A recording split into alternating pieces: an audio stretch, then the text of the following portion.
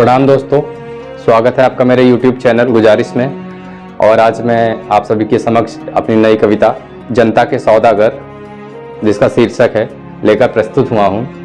और कविता शुरू करने से पहले मैं इस कविता की कुछ झलकियाँ और इस कविता का सार क्या है इसके बारे में आपको कुछ बता दूं, ताकि आप इसका बेहतर आकलन कर पाएँ। मेरी कविता जो है भारतीय लोकतंत्र और वर्तमान में लोकतंत्र के साथ घट रही घटनाओं को लेके है कि किस प्रकार लोकतंत्र और लोकतंत्र को बनाए रखने वाली जनता के समक्ष और राजनेताओं के समक्ष कैसा शीत युद्ध चल रहा है कि हम ही ने बनाया तुम्हें और तुमने हमें ही मिटाने की ठान ली।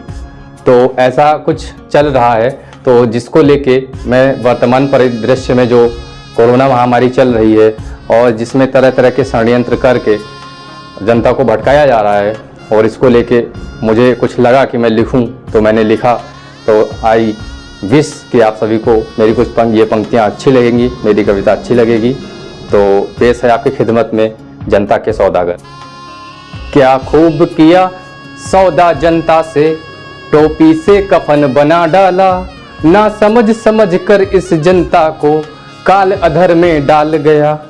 कैसी है सियासत, कैसा है कर्म, कुछ लालच की आशा में जीवन अवसाद बना डाला। कुछ चंद लोगों की लालच में जीवन पूरे देश का एक अजीब तरीके का अवसादग्रस्त हो गया है। चाहे वो बेरोजगार हो, चाहे वो कर्मचारी वर्ग हो, चाहे वो कृषक वर्ग हो, सभी अवसादग्रसित हो गए हैं। सब अपने अपने तनाव से पीड़ित होकर अपना जीवन यापन कर रहे हैं। तो अब आगे की कुछ पंक्तियां हैं, देखिए, गौर करिए क्या है।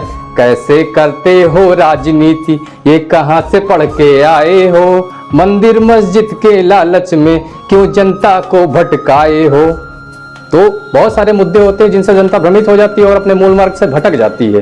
तो ऐसे कुछ बातें हैं जिनको मैंने अपनी काव्य शैली के माध्यम से प्रदर्शित करने की कोशिश की है।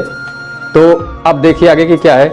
सब्र करो अभी वक्त बुरा है, तुमको भी समझाया जाएगा, ये लोकतंत्र है मान्यवर, असर बाद में दिखलाएगा। क्या लगता है भोलापन, ये जनता की कमजोरी है, ना समझ न समझो सफेद पोश तुम, जमीन कदम और कद जाएगा। भूखे पेट किया है तुमने जीवन भी भय के साए में। तो जनता भटकने के मार्ग पे आ गई है, जनता अपनी आवश्यकताओं, अपने मूल मार्ग से भटक गई है।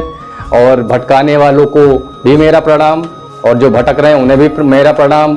और उनसे इतना ही अनुरोध है कि अपना सही चीज़ पहचाने, अपना सही मार्ग पहचाने।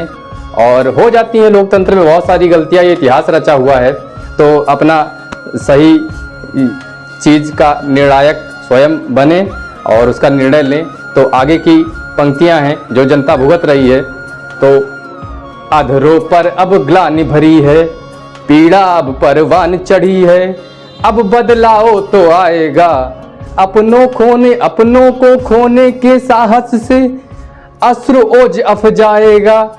जब तक कोई अपना अजीज अपने पास रहता है और जब हम उसे अचानक से खो देते हैं, तो हमारा एक जो दृढ़ संकल्प होता है उसे लेके कि अब तो खो ही गया है, अब तो आने वाला भविष्य ही कम से कम सुधर जाए, आने वाली पीढ़ियां ही सब सुधर जाएं। तो इसको लेके मेरी कुछ पंक्तियां हैं। अपनों को खोने के साहस से अश्रु ओज अफ जाएगा, बज गया बिगुल का पतन काब, अब नकाब में छुप ना पाएगा। जितना लूटा है जनता को सूद समेत आ जाएगा। हमारी संस्कृत जो है संस्कारों की संस्कृत है, विभिन्न प्रकार के परिधानों की संस्कृत है। अलग अलग क्षेत्र विशेष में उसकी जलवायु के हिसाब से अलग अलग से कपड़े पहने जाते हैं, अलग अलग संस्कारों का निर्वहन किया जाता है। तो देखिए वहाँ तक भी कैसे छेड़छाड़ किया गया है। मेरी आगे की पंक्तियाँ उसी की ओर अग्रसर हैं। संस्कृति से संस्कारों तक, परिधानों से परिवारों तक, सबकी मर्यादा लूटी है सबूत धरा इस शाश्वत की, जिस कदर ये राजी पाई है, जनता को विकास बता करके कंधों से लाशें उठवाई है। तो दोस्तों, ऐसा हमारे यहाँ की राजनीति का निम्नतर स्तर होता जा रहा है और लोकतंत्र पे कुठाराघात किए जा रहे हैं।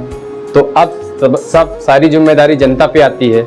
तो मेरी कविता में जो आपको पंक्तियाँ पसंद आई और यदि कुछ यथार्थ समझ आया है तो कृपया इसे लाइक करें, शेयर करें, कमेंट करें और सब्सक्राइब करें। और प्लीज़ बेल आइकन दबाना मत भूलें, क्योंकि मेरे आगे आने वाली कविताओं को सारे लेटेस्ट अपडेट आपको बेल आइकन दबाने के बाद में ही मिलेंगे।